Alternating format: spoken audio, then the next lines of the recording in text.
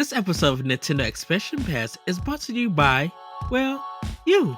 If you want to find out more about Boss Rush Media's family of podcasts, head on over to patreon.com/Boss Rush Media to see which tier is right for you. Thanks for helping us build something better.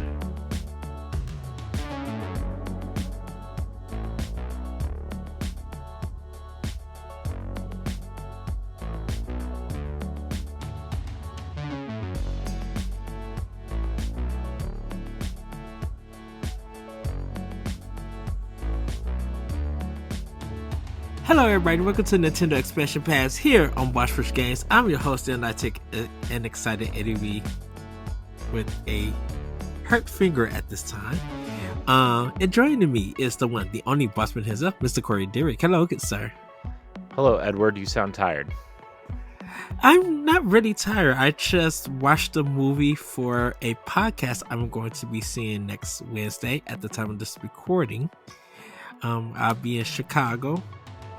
Going to go see How Did This Get Made, and I just watched the movie that they posted on YouTube, and it's a wacky wild one, a martial arts film, I should say. So, but I'm probably gonna go early and maybe snag Grace and be like, hey, you and the partner want to go out for a quick snack, and then I'll head to my place, but I don't know yet or anything. I gotta see how that goes. Okay, you do you, bro. Yeah, so so literally like next week I'm literally just working Tuesday, a 10-hour day, and then Wednesday I got all off. So Monday's like my last vacation day. And then Tuesday I work, and then Wednesday another day off that I requested. Then I'll fully be back at work that following week. Okay. So good. Okay. How are you? Tired, but I'm here. It's all good. It's good. Just kind of trying to adjust some stuff. So that's how it goes. The land of entertainment, I should say. Yeah. Well, everybody. Yes, Corey. No, I didn't.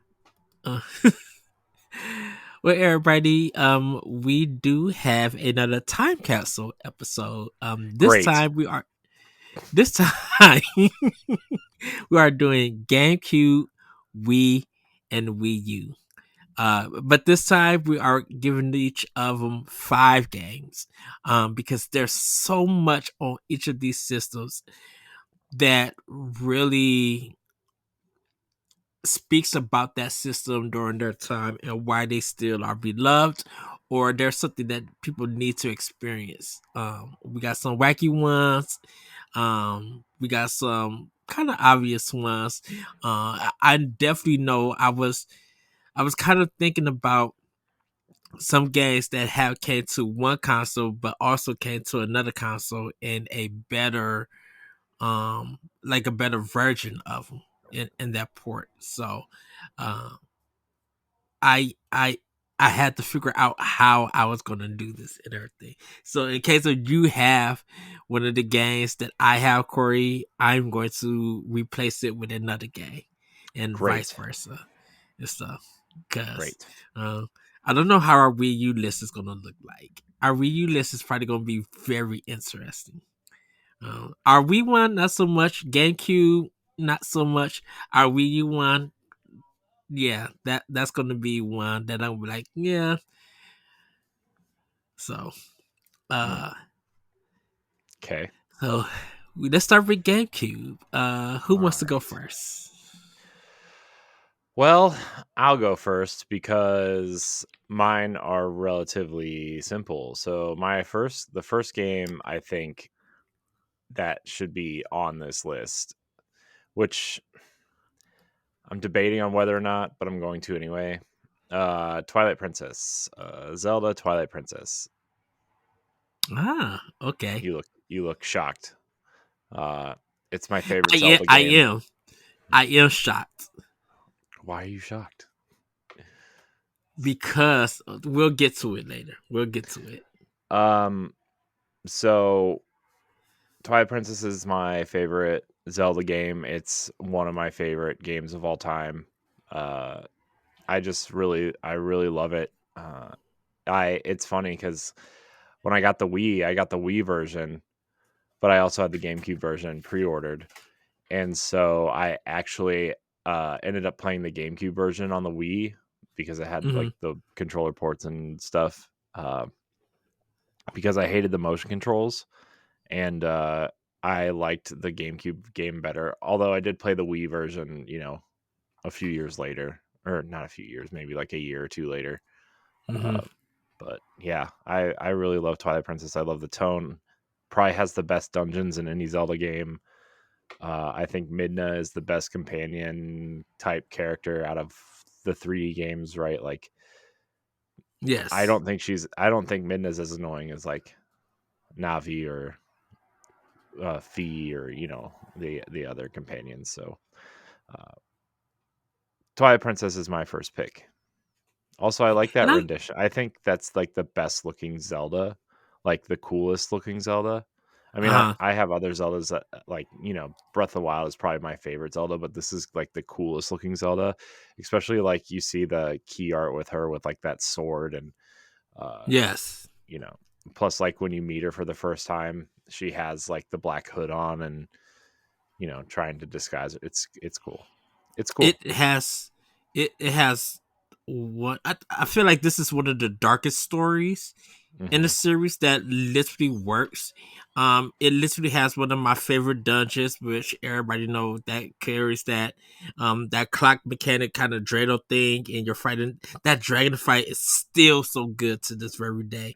Like Hmm. I I love what it was really amazing on what they did with that game because I got it on GameCube first. I didn't have the Wii yet, and then I went back and bought the Wii version to play. So I own both copies. Well, actually, I own all three, but I kind of feel like with Twilight Princess, it it was a game that got delayed so much because I don't Hmm. know if they was restarting stuff in it or they just really needed time to clean things up and Well, add stuff.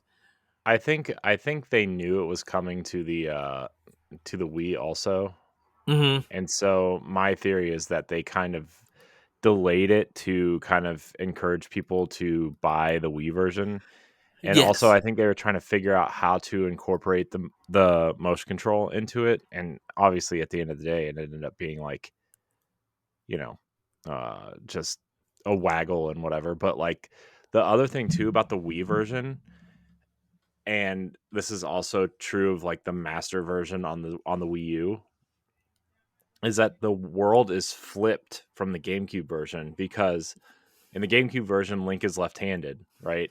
Yeah. But most people are right-handed, and so the only way they could fix that without like re-rendering the whatever is that they had to mirror the entire game so Link could swing the sword with the right hand because Link was left-handed. I So always wonder how they did that in that game and I mean, everything. I mean, yeah. Yeah, so Yeah. that was the cool thing about that game is that like there were technically two different versions, and then obviously the Wii U version, which we'll get to eventually, I think. See, and that's the one I thought you was gonna have. And you might Well, still have it. I mean, on my personal list I would, but I'm trying to like it was hard to make that decision because I kind of just want to stay away from Hmm. HD ports and stuff. Although I think we've probably had a couple on the previous episodes. I don't really remember because my brain What? hurts. Well, I mentioned that I hinted at that, and um, because of um, that feels like it's the definitive edition What, the for Wii right U now. version? The Wii U version, yeah. Yeah, Um, it is. If you have a chance to play the Wii U version and it never comes to Switch or Switch 2 or whatever they're doing, yeah. um, I highly recommend trying to find a Wii U and playing that version. Um, it's really good. So All that's right. my game. Uh, well, for me, my first one is Odama. This was a game by Sega. How you? No, it was by Sega. I thought it was by Sega. Odama. Huh. I don't know who it's Well, by. this it was developed by Vivarium and published by Nintendo in 2006. Hmm. Um, and it was created by the creator Yutaka Ciota. That that's probably the Um, Sega. That's the Sega connection you made. yeah. And this is a pinball tactical game. Um, and I remember that I believe it came with a microphone in it. You Uh, forgot that it was the spiritual successor to Sonic Spinball, the most important it Sega game. was. No, I was just making that up. I don't really Oh, know. okay. I'm like, wait a minute. Is there? No, I Was said that? that because I know how much you love Sonic Spinball. Oh goodness, that's full questionable content. Nope, best Sonic game. Still prefer over any Grand Theft Auto game. But They're not even the Odama was same just game. I know. Type of game. I'm just talking about my list of questionable content games. But Odama was really something completely different that Nintendo did, um, and yeah, it had a GameCube microphone, um, and to mix pinball and tactical gaming, like strategy, it's just like you would never think about it and stuff. But I guess it was just so weird, and of course, it didn't really sell that well. But it Shocker. was just so it was just so wacky that it was something that you would least expect this to come from Nintendo, and that yet it works. And for some reason, it works because it's a crazy idea that Nintendo will fully go in at that time. I don't think Microsoft and Sony would ever put any effort to think that creativity and help develop and stuff or pay for that development for this game to be made. So check out Adama if you can, guys. Go watch it on like YouTube, like a playthrough. But if you can find it and you got a GameCube and things work, it's gonna be some money. But I think give it Odama a try, and that's why I Didn't it put get it on this ported? list. Huh? Didn't it get ported to something newer? Not that I know of. I only thing I know that it was only on GameCube. Hold on. Um, I gotta look it up now. Yeah, just GameCube, because this is a game that Nintendo published, and normally when Nintendo publishes a game, it doesn't go to any other platform. N- Hmm. Besides Wonderful 101, that's a different thing. Hmm. Hmm. All right. Well, I guess it's my turn, huh? Eh? Eh? Yes. Hmm? All right, Ed. Another shocker here for you. Pikmin 1 is Ooh. my second game. Pikmin 1 is such a satisfying experience, and I know there's been you know the people would prefer 2 or 3, or in 4 has a lot of quality of life changes, and uh Mm-hmm. definitely definitely the in my opinion the best one since 1.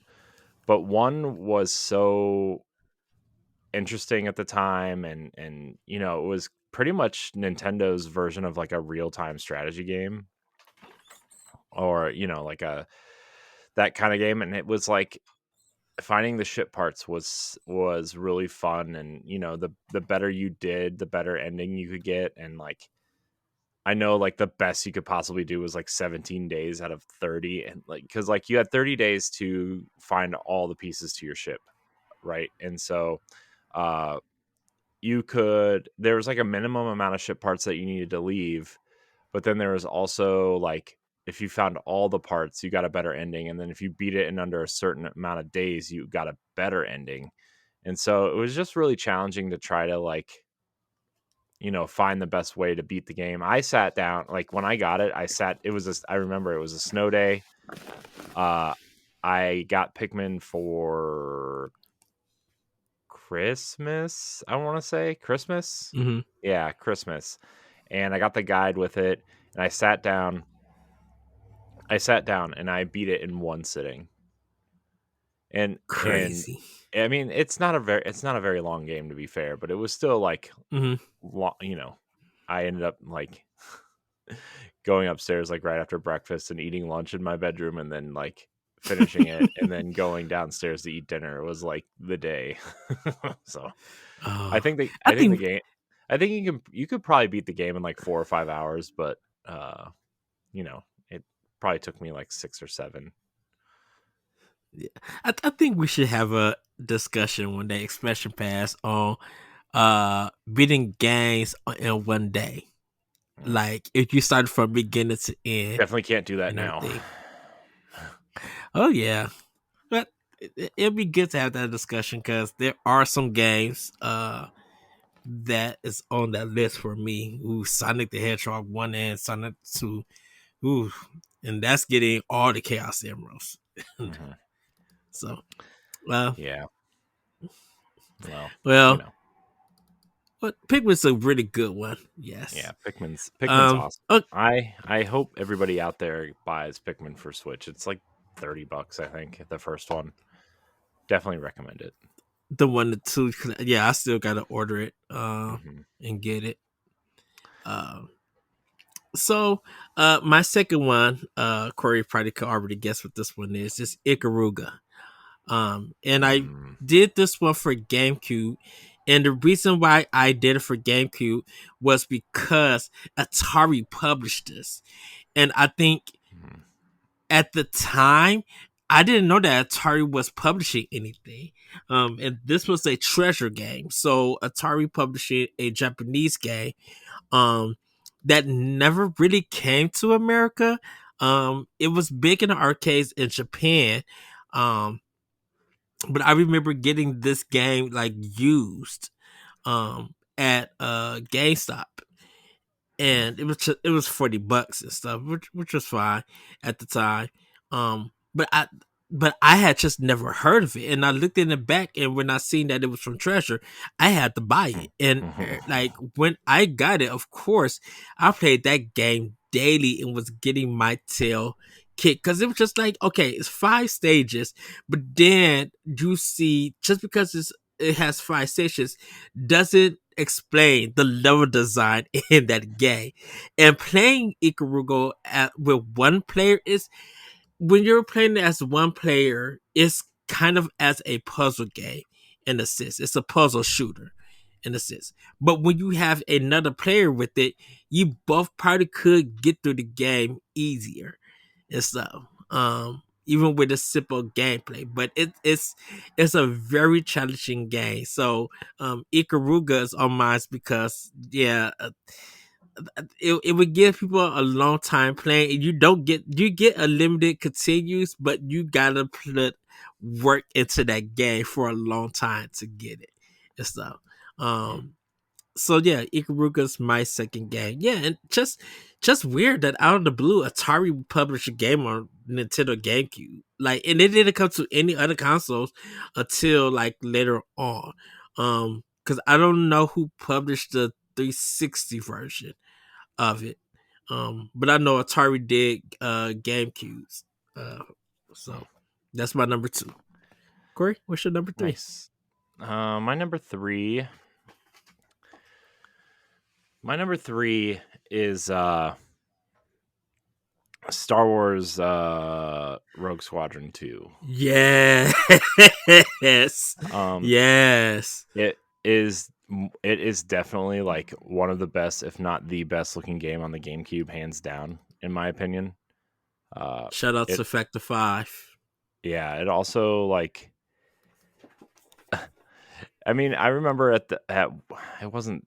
I think it was at E3. I think Space World was over by then. But Mm-hmm. uh, no, maybe it was Space. Did they show off the GameCube launch games at E3 or at Space World that year? E3. E3. Okay, yeah, I Yeah. thought Space World was over by then. Uh, but like they showed a side by side comparison of the special editions of the original trilogy and the game, and like you could barely tell at the time, right? I mean, obviously CG was still pretty primitive in the mid 90s, right? And like Mm-hmm. the graphics of video games were starting to get better and better, but like man, Rogue Squadron 2 looked amazing. It looked incredible.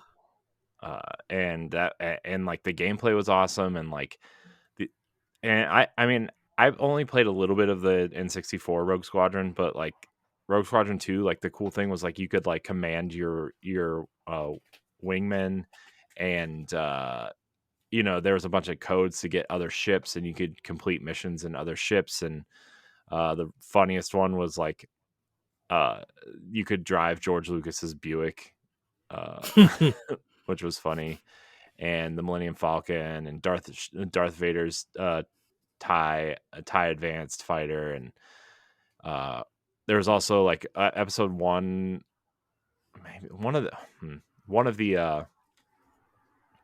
one of the movies was coming out. It might have been episode 2 at the time, but you could fly the Naboo starfighter, which was super cool.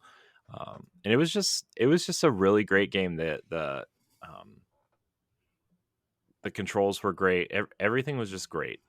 I think, I mean, Rogue Squadron 3 also came out on the GameCube, and it was good. It was okay. It added on foot missions, which was kind of like took away from what the game is. But I actually think the closest thing you're going to get to Rogue Squadron now is the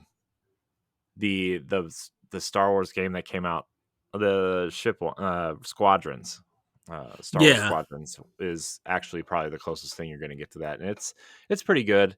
I think people liken it more to like X-wing versus Tie Fighter or something, but it's still a really decent flight game. So I would check that out. But man, if we got some sort of HD version of of Rogue Squadron, of the Rogue Squadron trilogy, or even just the first and second game, man, which apparently that was in the works for Xbox, and then something happened and it didn't happen, but they had prototypes running on Xbox at some point, Xbox 360. So, For Raw Squadron 2. for the trilogy, like a trilogy, Oh. they were planning on porting Um. them. They were planning on porting them all to Wii, and then Nintendo decided they didn't want it, so they pitched it to Microsoft. And apparently, they had prototypes running, and then something happened. They shut down somewhere. If I Was it? if it's not because of Factor 5 went out of business, um, that would be the only thing I could think of. Um. Yeah. Well, oh well. Sorry, Factor 5. Still a great game. And a very talented team. Very Yeah. talented. Why Um. did they go out of business? I don't even remember that either. I think that some of their games just wasn't selling and stuff. Let's So see. It just says in 2009, Factor 5 shut its doors due to financial trouble. So, yeah. Uh. Well. For me, my number 3 is Eternal Darkness. This is the one game that made a company called Silicon Knights very popular. Um, it was a M-rated game for Nintendo. It was something completely different, something new. Uh, they kind of invented the insanity effects. Um, and it was just something very different, like Nintendo getting into the survival horror um genre at that time. And it only received just that one game for it, and it played on a lot of people's emotions with that. I think Iwata was president at the time. I think uh so we was getting like different kind of games coming to the Nintendo's GameCube. So games like Twin Snakes was another one. Uh, that was kind of just like, oh, someone's working with Konami. Silicon Knights were working with Konami and Kojima to bring Twin Snakes to the GameCube, and it's all because of Eternal Darkness and stuff. Mhm. So, my number three is Eternal Darkness, and I really wish it would. I really wish that it got like a remake or a port to something, but unfortunately, it is still in the vault. So, Mm. Mm. Rip. Uh, yes. all right, Ed. My fourth game. Man, I know I'm picking all first party games, but I can't help it. The fourth game on my list is Luigi's Mansion. Of course, It's yes. an amazing launch game. I think it's hilarious. I know a lot of people were really mad that it didn't launch with a Mario game, but Luigi's Mansion, I think, uh, was an incredible experience. Searching the mansion for the booze, and you know, it kind of had like a Metroid element to it because you had to like backtrack to unlock doors and find other ghosts and things unlocked as you move through the mansion. It was just really great. It's really funny. Luigi calling out Mario is super iconic. The theme song is like as iconic as of a theme song as you know. I think a lot of Hmm. people who had a GameCube and played GameCube in that time, if you started humming the Luigi's Mansion theme song, they would know it, right? It's just that I think it's Did super Luigi hum it iconic. himself? Yeah, well, that and yeah, he hums it himself, but it's also playing in the background. And like when you enter the dark spaces where something is like where the music's not playing, he'll hum it like, and his hums get louder, and then like his voice starts quivering because it's dark while he's humming. Hmm. And then when he calls for Mario, it's really fun too. The only thing with that game is that the controls are inverted, and I had the hardest time adjusting to it. And you can't change the controls, so Oh it no. was so. Oh my gosh, I was so upset. That I think that's why we're hoping it comes to Switch, uh, and they add inverted controls to the fix the controls. Yeah, well, three has you can change your controls in three, so I don't see why especially because Dark Moon is coming, which is also a great game. I think everybody should play. I think it's a little bit too ambitious, but it's still really fun. And it's coming to Switch next year. So yeah. Anyways, Yeah. back to Well, you, Edward. all right. My number four, y'all already know, Tales of Symphonia. Yeah. Like beyond the 60 frames per second, this really got people into the Tales game. I remember the characters. I remember playing this game with my uh friend and his son, and like we took the time to beat it. I remember renting this game at Blockbuster and beating it within the Mm-hmm. 5 days and everything. And Mm-hmm. ended up going to GameStop and buying this game and just loving everything about it. And um I didn't do a lot of the side quest stuff. Um but I remember trying to find like the secret enemies and the combos and everything, because I don't think it had a strategy guide that you could just up and buy and stuff. I think it And did. it I was, think I had it at one point. oh, okay, Maybe it cool. didn't. I don't know. I don't. Hold on. Hold on. I'm gonna look it up. And I remember it was Nope. a different kind of role playing game for me, because it's just like going in and then you're doing like a beat 'em up action style game, and it moved in 3D, even though it was on a 2D plane. So I'm just like, oh, that's very cool. I like that. Um, and everything. So, uh, it came on 2 discs, and I was just like, just enjoying everything about it, loving the characters, and really appreciating the voice acting in this game for these characters and Mm-hmm. stuff. Um, it Yeah. was just such a phenomenal game. I think that's why when And I did play it on PS3 also. And that's why I feel like when they announced that this game was coming to Nintendo Switch, I jumped for joy, like a lot of us did, and it wasn't really well received and like It's not a because they really ported the well made PlayStation 3 port. version, and that Um, one was noticeably like, in terms of like technical problems and stuff. The mhm. PS3 had a lot of them, and so, but it was the only one that like I don't remember if it was like the source code for the GameCube version was bad or like got lost or something. I don't really remember the story. It's something about the GameCube version.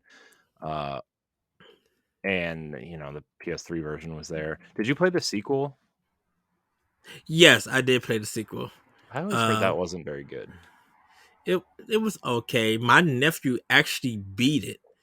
Mm. I never beat the sequel, but he would come over our house. He would ask the game for me, and he would play on my mom's Wii in her office, and he beat the game there. I'm just like, oh, congratulations to you! And that was his first Tales of Symphonia game. So I'm just like, oh, that's cool and everything. So that is my number 4. Corey, what's your number 5? Oh man, I totally forgot about a game until you mentioned Tales of Symphonia, and then I thought you were gonna might pick this as your fifth game, but uh, I'm gonna go. Man, I feel like you're gonna pick this game, but I don't want to. You know what? I'm gonna Be go a sub- different way. I'm gonna go a different way. I was gonna say Skies of Arcadia, but Not on my list. oh, what? Yeah. Skies of Arcadia. Okay, well, then I will take Skies of Arcadia. Skies of All Arcadia right. Legends. Uh, Although this was originally a Dreamcast game, Mm-hmm. Skies of Arcadia added a few new things, including a new character, some new missions and stuff. But it's one of the best RPGs that I don't think anybody really talks about. And man, if Sega's ever gonna port this game, man, what would be awesome would be like a remake of this game. But it's so good. I love the Sky Pirate stuff. I love all of the kind of the combat's good. It's very good. And Vice is like the main character. He like with a monocle is just hilarious. Uh, I don't think he wears it the whole time, but I know he has one. And it's just a really cool world, and the characters are awesome. It's just I think everybody should play this game. You played it though, right, Ed? You played it? Yes, I did. I didn't like the ship combat stuff. I didn't Yeah. understand how that worked, but like the traditional gameplay stuff and the fighting, hmm totally loved that. Totally hmm loved it. Yeah. I mean the ship combat was fun at the time. I don't know how well it holds up, because obviously games have evolved over the last 25 years, but it was interesting at the time.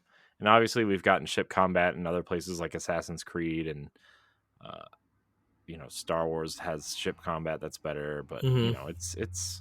it was fun for at the time.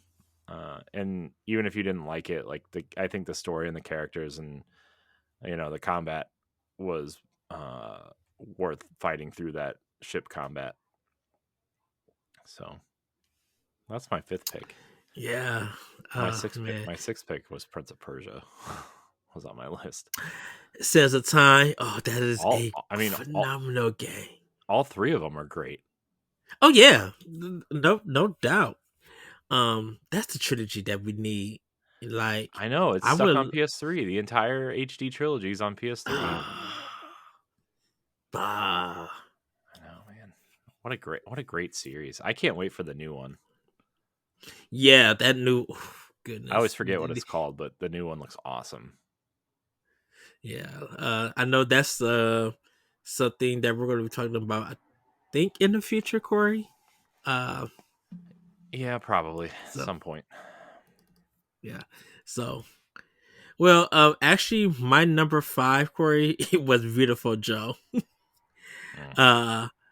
Because it was the last game from Clover. Um, and everybody know Clover became platinum in a sense. But uh, I love the fact that it was wacky, it was challenging. I felt like it was kind of a different art style. And it reminded me of old Capcom games. It really had a Capcom feel to it. And Henshin a Go-Go, baby. Like, how can like that is another phrase. Capcom is probably king of all phrases in video games.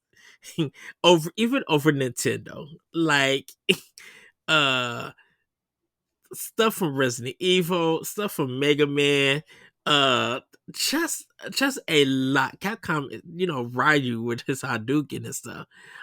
Chun-Li with her Yata.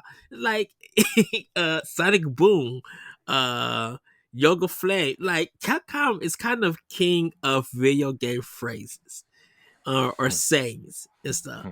So, Beautiful Joe, just so wacky. And Beautiful Joe 2 is just like superb. It's so good. Like they was able to capture the magic. But man, I love Beautiful Joe. And I remember getting that game on GameCube, paying when games were like only $50 and stuff. And Only, yeah. Now small games are $50. exactly. And it was just like I think it was their second game after Okami, I believe.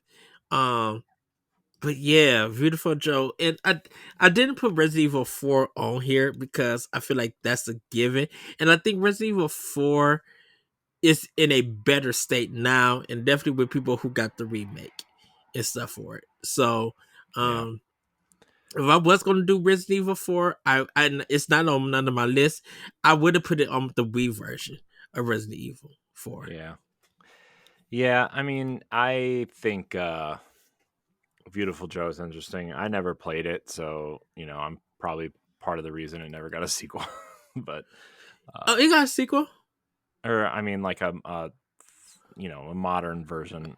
I know Oh, it got a sequel, Beautiful. Yeah, and like oh, yeah, I just never yeah. got it. Sorry everybody who wants a Beautiful Joe third game, trilogy game. Man, I You can't know, talk today.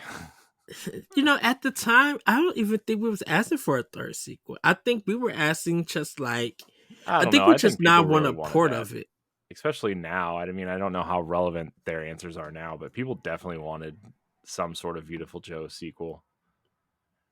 Well, they do want an HD remaster because if Okami got one, they feel like Beautiful Joe deserves one. And for those who got, because I think Beautiful Joe did come from PlayStation 2. I think that has the Dante in it. Hmm. Um, and everything. So, but I was just like, I would love to have Beautiful Joe on all platforms. Yeah, You know. yeah. Yes, Well, everybody. I know we didn't mention Soul Calibur 2. uh, yeah, yeah. I mean, there are other games I would rather play than Soul Calibur 2. yeah. But As that's much my as I opinion. and as much as I love Soul Calibur 2, I think people love it because of Link being in it. That's why it's Hmm. so much, and it plays great on it plays great on GameCube. The Um, only it's the only just third party game to sell the most copies on GameCube, by the way. Fun fact. oh wow. Um, but I kind of just feel like Soul Calibur. I just feel like there's other fighting games that could be thrown in the capsule and stuff. Yeah. So, um, Well, cool games. Great games. GameCube, great console. And I mean, yes. we've talked about it before, but I think it's worth mentioning here too. I think GameCube is the perfect console to, do HD remasters of. And we've seen it already, right? I mean, how many GameCube games have been ported over? There have been so many and still more coming. And I think those games still hold up graphically, and it doesn't Mm-hmm. wouldn't cost Nintendo, obviously a lot of money, and it would satisfy a lot of people who either missed those games or didn't have a GameCube or just want to, relive everything. And so I think we're going to see a lot more GameCube remasters, either the rest of this generation or into the next, or maybe like cross generation. Because I can't see the next console not being backwards compatible with the Switch, especially with some of the stuff that's kind of coming out about it now. Um, and so, those GameCube ports, I mean, it was the same thing with the 3DS, right? Where like once the Switch started getting popular, we saw a lot of DS and, N64, some other remakes, even Game Boy and Game Boy Advance, right? Like we got Mm-hmm. Fire Emblem Shadows of Valencia. We got the Mario and Luigi games. We got a few. There's Yoshi's Woolly World ended up going to 3DS, and Donkey Kong Country Return. There's a lot of games, Wii games on there. So yeah, Yes. I think GameCube, we're going to start seeing a lot of those. I think we're going to see a lot of Wii um, ports, and hopefully we get the rest of the Wii U games moving over, because there's still some pretty good ones. Mm-hmm. Yes, there is. Well, Corey, it's time to get to the Wii, and I'm going to Link's start crossbow this. training. No. Just kidding. Sorry, buddy. The one game that we've just been lately talking about, of course, everybody, for me, is Zack and Wiki. Like, Oh man, we're that was not on my gonna, list. dude. It's like one of the We're not 10 gonna. Wii games I like. So in case you're newer here and you have missed some expansion passes or just general conversation, the Wii is far and away my least favorite Nintendo console. Mm-hmm. So there are very few games on my list, and Ed just took one of them. Uh, but it's fine. I can rustle up some others. But yeah, Zack and Wiki is an amazing game. It's so good, and even though it's a time-based puzzle game in a sense, with a little bit of physics and logic. Um, just love the animation and the characters and the artwork. It's just like, oh, this is so good, and the way you shake the Wii and everything. Uh, it was Dude, just something different. Zack and Wiki seems like the perfect like $30 remaster that you could throw up on like the Xbox store or the eShop, right? Like, Mm-hmm. oh man. Oh, it's And so what the good. thing, what the problem is that, well, the thing about it is that even if it's sold very well, they're gonna be like, this game feels like Mega Man Legends, so go ahead and give us a remake of that game or three. Like, people are going to nag Capcom to death to give them that, Hmm. because in look and feel, it feels like a Mega Man's Legend game, with Zack and Wiki, and it's just. I think it was an early launch game for the Wii from Hmm. Capcom. And it's so fun and it's so funny. And when you solve the problems and at the end you see how everything goes and stuff. So Zack and Wiki is my number one for Wii. Corey, what's your number one? All right, my number one, Ed. It's probably the best JRPG you've never played, uh, and I mean that wholeheartedly. Uh, I know what it is, and I didn't add it to my and it, list. So so Ed and I talk about we talk about Lost Odyssey a lot in Mistwalker, and how they've become like a obviously they make a lot of mobile games now, and their main mobile game right now is Fantasian, which is a kind of like a I want to say like a I don't want to say isometric, but kind of like a top down, kind of like I Am Setsuna or Lost Sphere, like that perspective. mhm. And it recently got rated for consoles, which is pretty cool. I hope it's coming to Switch or something, right? Because Fantasian looks awesome. Basically, Fantasian is like a they digitize a real diorama. They made their different their different like continents and stuff in a diorama, and took several thousand pictures to get everything just right, and scanned this diorama into their whatever program they're using or whatever engine they're using, and they created a digital world on top of this diorama, and that's the great part about that game. It's on Apple Arcade, and I think it's on some other mobile platforms, but Mistwalker's The Last Story on Wii.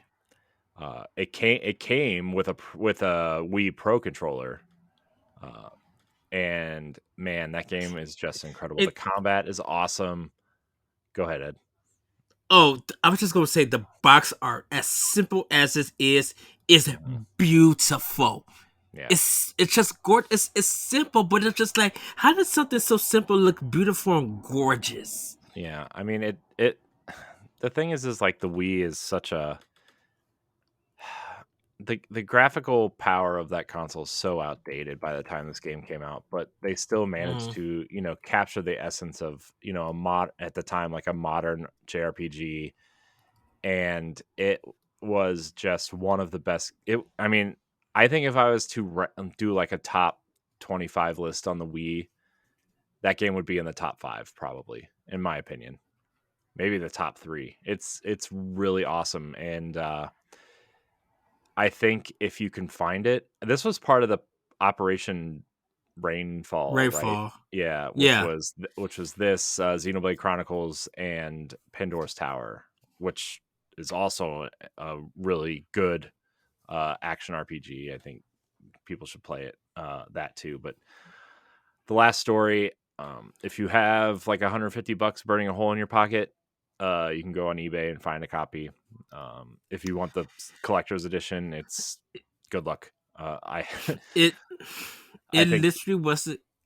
Oh, go ahead, Corey. I'm sorry. Oh, I was just gonna say I love the characters, and in the story is really good, and I mean it's not too long, but it's definitely, if you have a Wii or a Wii U hooked up and you are looking for an RPG to play, that's a good one. Yeah, it was one of the games that, just like Xenoblade Chronicles, Pandora's Tower, and The Last Story. It's just like those were the three games. If you did not pre-order them, you were not getting a copy Hmm. because Yeah. I.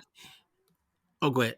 Go Oh, ahead. I was gonna say like those, like the only place Nintendo was selling them of all places was GameStop. So, Mm-hmm. that was also interesting decision. And the thing about it is, I think it's so well because of the pre-orders. I'm not so sure about that, but those games were sold out, and you were not seeing a used copy. The only thing that you would probably see used is Xenoblade Chronicles, because GameStop was trying to get people to come back in and trade the game in so they could get a better deal, so they could resell it at a higher price. And it was just like, no, I paid my $50 for this pre-order. I'm going to keep my copy, and pretty much, if you see it now, it's because everybody bought Xenoblade Chronicles Definitive Edition. That's the Hmm. only reason why you will see a lot of Xenoblade Chronicles uh for uh for Wii out. Hmm. But like Pandora's Tower and The Last Story, wasn't nobody turning that game in for no amount of money, Yeah. because it was just like, we knew that it was going to be a collector's item of a game. Yeah. Um, Upon release, it sold 116,000 units in North America. Um, it doesn't say how many copies it sold altogether in this article, but I mean, it sold a lot. But it was something that, like Ed said, if you didn't pre-order it, you weren't going to get it, and that makes me sad because that game needs some sort of like remaster or remake or something. And I don't know who owns the rights to that. I think Mistwalker still owns the rights to it, because I think that's a game that Nintendo maybe would have put out once they saw Xenoblade Chronicles take off, Mm-hmm. especially with 2, right? And so, um, I think Zale is a great character. There's also like an arena mode, which is like 2 to 4 player co-op missions and competitive missions and stuff, and I never got into that stuff. So, Yeah. So yeah, Nintendo published it here, and uh oh no, Nintendo published The Last Story in other regions, and XC published it here. mhm. Um I'm gonna look up who owns Story IP. Um, they are copyrighted by Nintendo. All copyright and trademarks belong to Nintendo, according to GameFAQs. And it is copyrighted by Nintendo. It looks like Nintendo owns The Last Story and Pandora's Tower, but Mistwalker also owns some part of it too. So maybe Mm-hmm. they would have to come to some sort of deal or agreement to get that done. But Yeah. I think because they got Exit involved also in, they would have to have a say too. yeah, For it. Um, yeah. and I literally actually Corey, I would be fine just if they just did an eShop drop for Switch. I would literally be fine. If they don't want to do physical, fine. But if they could get like an eShop digital version, oh heck yeah, that 100 they would go up in sales. I And mean, Nintendo see, would be here's the like, thing. I don't think enough people know about The Last Story to care at this point. mm-hmm. You know what I I mean? Like think, I would love it, and like obviously, mm, you know, I've been wrong about certain games before, but like to me, this isn't a Xenoblade Chronicles situation where like oh, Xenoblade. oh, It could be like potentially it could be if they re-released it and yeah, said, "Hey, this is a great RPG," but like right now it doesn't definitely did not like this and Pandora's Tower. Like mm, I would be shocked if people like the average consumer, the average Nintendo consumer has clearly heard of Xenoblade. Most of them.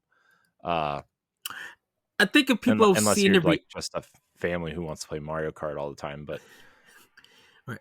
But I think the people who know about this and uh and probably some content creators and stuff, they talk about it, they see everybody's excitement, they hear on podcasts on why those two games are important and get the history and stuff. I think because during that time with the Wii, they Nintendo wasn't as big as Sony and PlayStation when it came to games and popularity and talking about them. But I think now Nintendo is in a great spot that more people would get their eyes on and be like, The Last Story, I never heard of this. I'm like, it came out on Wii. When people would just be like, Mhm. would kind of be confused, but I think they would be interested. $40 for each game would be fine with me, or do it a 2-pack at for $80 or discount $70 or whatever. I think people will be interested there to be like, okay, this is something that I definitely miss. I think I'm gonna give this a try, even if they remastered it and everything. I think it would get more eyes on it because now it has a time to be better marketed, and people know that Switch is known for the JRPGs on the system. So if that's before Switch 2 or whatever the next console come out to be, if they put this game out, people gonna be like, you need to make sure that you buy this game. Yeah, I mean I mean, man, Pandora's Tower is really good too. It's not as good. I Mm-hmm. mean, it's clearly just I it definitely doesn't hold a candle to something like the whatever game we were just talking about. The Last Story The Last or Story. Xenoblade, right? I mean, those are Mm-hmm. clearly two uh beyond great games, but I still think Pandora's Tower is actually worth, especially if you like. I would say it's more of like an action game, really, in my opinion. Mm-hmm. Uh, it's got a cool world to explore. Uh, the characters are really interesting. It's just that game too is just really cool. So Yes. Ooh, excuse me. Well, my next game is, and I'm going to. I had a lot of talk and debate about this game today. Metroid Other M. I Someone asked what is the most underrated Metroid game, and the poster who posted it put Metroid Prime 2 Echoes, and I put well, no, Other M. is kind of underrated, and I just got a whole bunch of comments, a whole bunch of discussions and stuff. Mhm. And I really think this game is so good. It was one of my game of the years for Wii, and what game of the year when it came out because like I tell people, it was something new for Metroid. We never got a narrative story for Samus. Now you could debate on some of the choices that were made in the game, but this was done by Team Ninja, and this was kind of like one of Nintendo's kind of first workings with them with Team Ninja. Not Kobe Tecmo itself, but just Team Ninja itself. Mhm. Um, and for them to take this game and like the action is good, the boss fights are great, it's very challenging at times, it's easier to 100% if on your first try if you want to do that, um and it really and I tell people, I'm like, if you play Ninja, not Ninja Theory, Team Ninja's earlier games, like with the Ninja Gaiden games and stuff, you will Mhm. appreciate this game better because you don't. Not only are you fighting the enemies, you don't have to fight the controls, and you don't have to fight the camera and stuff, and it's not going to kick your tail.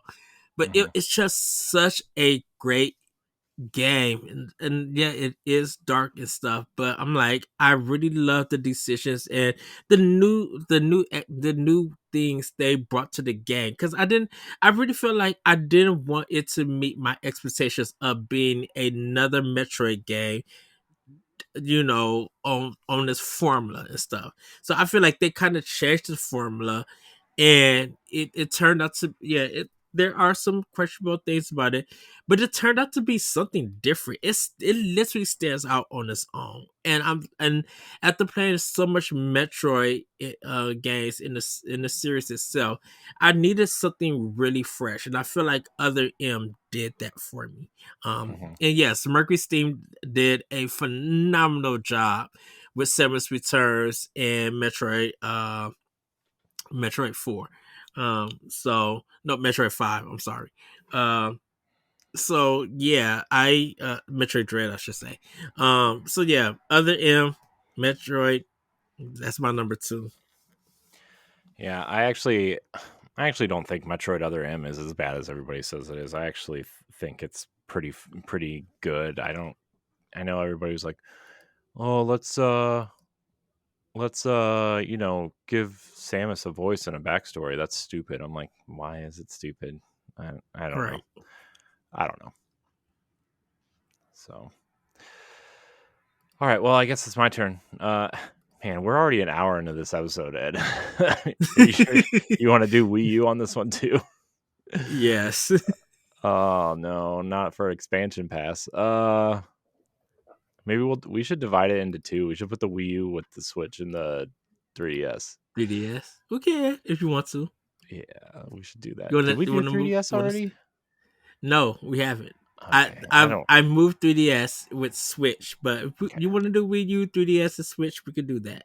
Yeah, we should do that. We should definitely do that Okay. because we're an hour in and we're not even halfway through the Wii yet. But my next game, Ed, probably one of my favorites, is New Super Mario Brothers Wii. Oh, I I mean, yeah. you know how I feel about 3D Mario games, but 2D Mario games.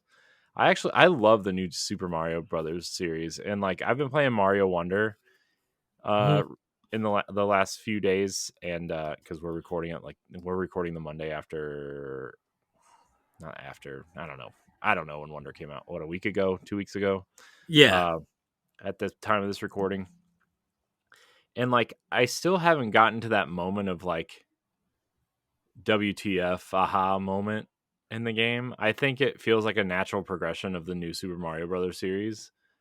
And granted, the game is still amazing, but I haven't gotten to the like, oh, this is the best Super Mario game since Super Mario World. And I'm like, okay, but feel like I feel like here's the comparison I'm making is like new Super Mario Brothers series was like Mario 3, this is the Super Mario World to their Mario 3, right? That's how I see it, and I actually think some of the power ups in New Super Mario Brothers are better. But whatever. save that conversation for a different day. Uh, but New Super Mario Brothers Wii was awesome. Just classic 2D platforming. I played it by myself. I'm not having these jerks knock me off the ledge and waiting for them to pop the bubble and stuff. But it was really fun. The castles were really fun. Uh, the level design in the Wii version is great, and actually I think the Wii U version is like even better. But Uh-huh. I really liked new Super Mario Brothers Wii, and I don't know if I have anything else to say about it. It had a few interesting things about it. It had great level design. And I know people complain that Mario was a little floaty, and I kind of agree, but I didn't really affect my appreciation and love for the game. So It's the only game that my mom took all 3 saves and 100% of each one of them. yeah. Like, how did she do this? Literally, dude, she 100%ed everything on her own. Hmm. I may have helped once or twice, but when she found out on how to do it, she's like, I got it, and she 100% a whole save and left it at there. Nice. Mhm. Well, Ed, it's your turn. Punch Out. Like Oh Punch yeah, Out is Punch so Out, man. good on Wii. It is so Oh man, so good good, on man. Wii.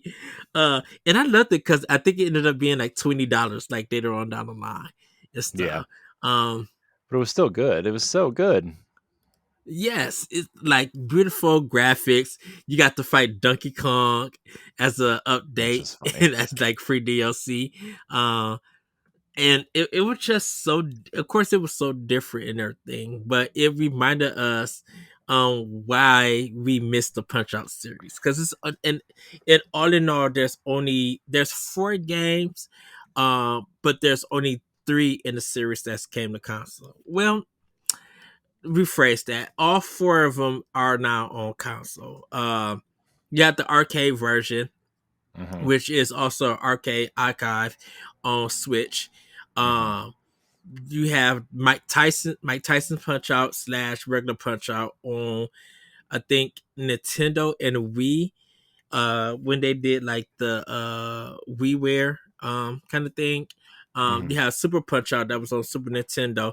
I think the Punch Out games might be on Switch during NSO. So, but Maybe. I think but so. uh, but the Wii version of Punch Out is only on just the Wii at I this know. time. Gosh, stop But yeah, leaving great games on the Wii. Stop it. it's so good, and it's literally they call it a pass the controller kind of game. So like, if you didn't beat him, you would pass the controller to the next person, and they have a chance on it. And it's just so good. And like, EGM gave it a 10 and everything, and yeah, Yeah, Punch Out for Wii is on my list. That it's a definitely good goes one. into the time capsule. It's a good one. All right, my next game, Ed, third party game, Ubisoft game. Uh, Ooh. I think you know what I'm gonna pick, Ed. It's a very colorful platformer in Rayman Origins.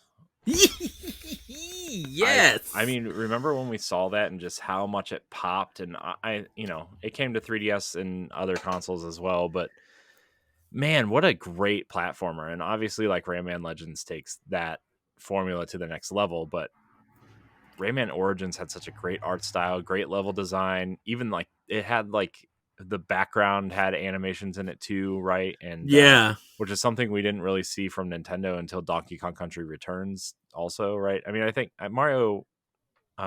New Super Mario had some, but this background animation was like, you know, next level. And I thought the levels were great. I think the multiplayer made it better if you had somebody who knew what they were doing. Uh, it's Rayman Origins is incredible. Another game that needs ported to newer consoles as well. Uh, Rayman Origins on Xbox is backwards compatible, so you can play it there. But man, it's so good, so good, man. You might. I had to change one of my games because you reminded me of color and everything. So originally, everybody, it was going to be Sin and Punishment 2 for my game. I thought you were gonna Uh, pick that. Yeah, I had it on there, but I changed it because if we're gonna do add Rayman and we're talking about color, of course the Blob too. Like I'm not about to leave that game off this list. The Blob 2 not is not only is it funny, it's beautiful in color. I love the platforming game. The music is phenomenal in this game. And yes, you can play the Blob 2 on other platforms to get a better experience. But like I played the first one, I was blown away on how good it was. Playing part two, and it's just like, dang, THQ, you got it. You got it. You got it. And it just hooked me in, and it was just like, even after I colored the whole world and before I could go to the exit, I was still trying to 100% levels in that game. And it plays so well, and it's just like, it's very beautiful when everything is colored. Mhm. Um, and yes, another game that's not on my list, A Boy and His Blob, the one, I'm the shocked that's remake. not on your list. It- yeah, love you. Wait for it. Wait for it knows how those guys loved them.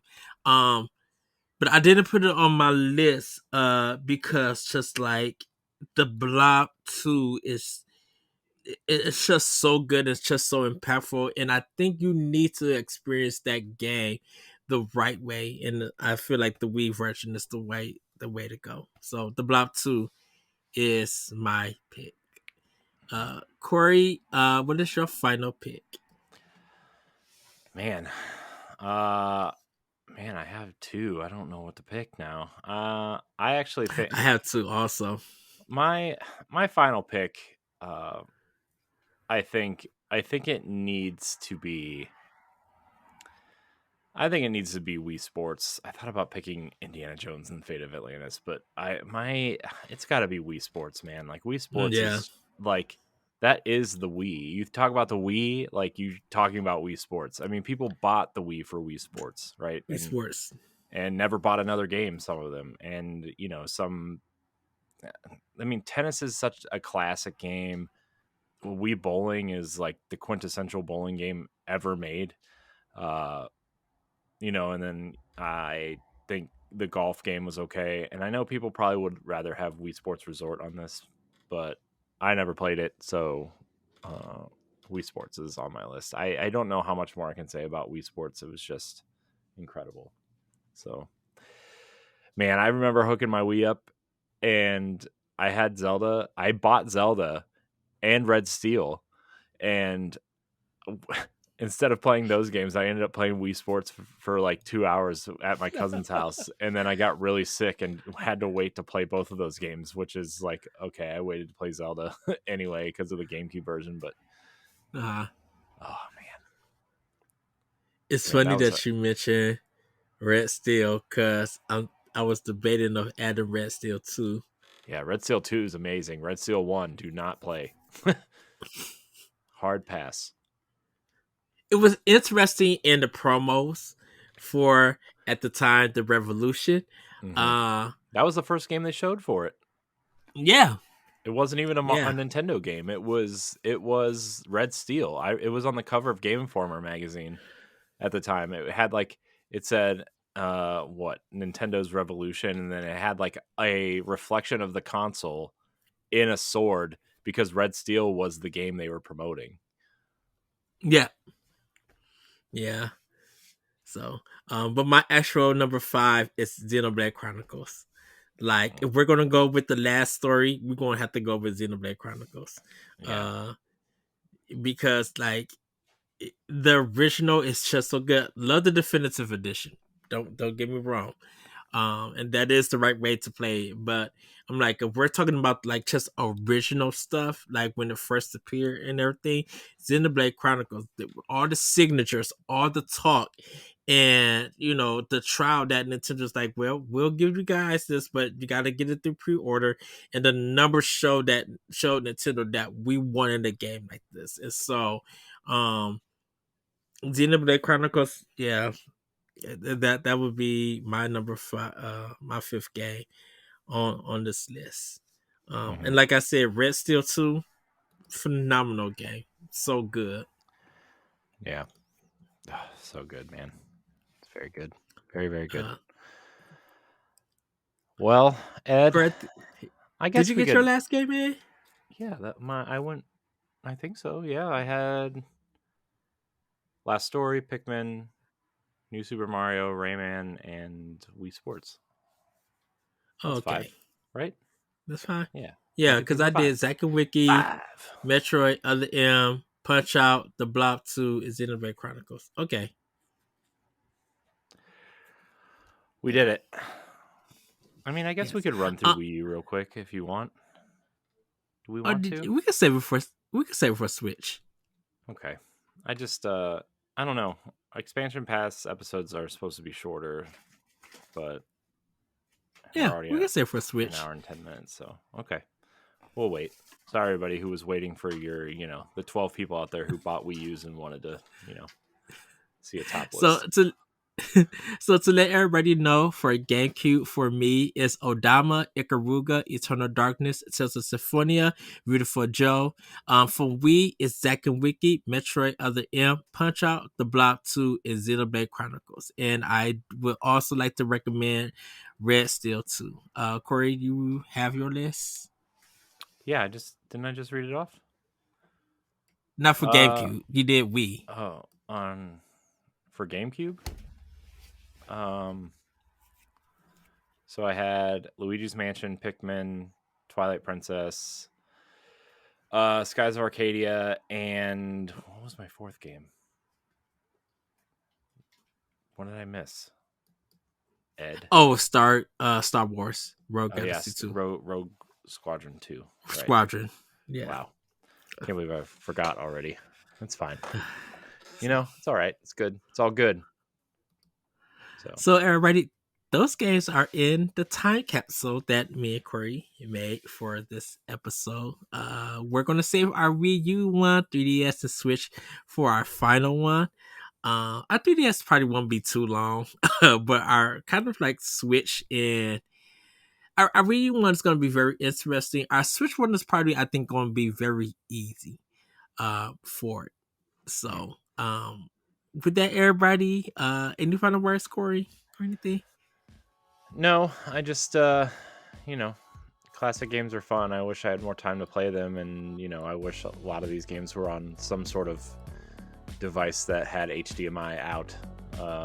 But it's all right. Classic games are good.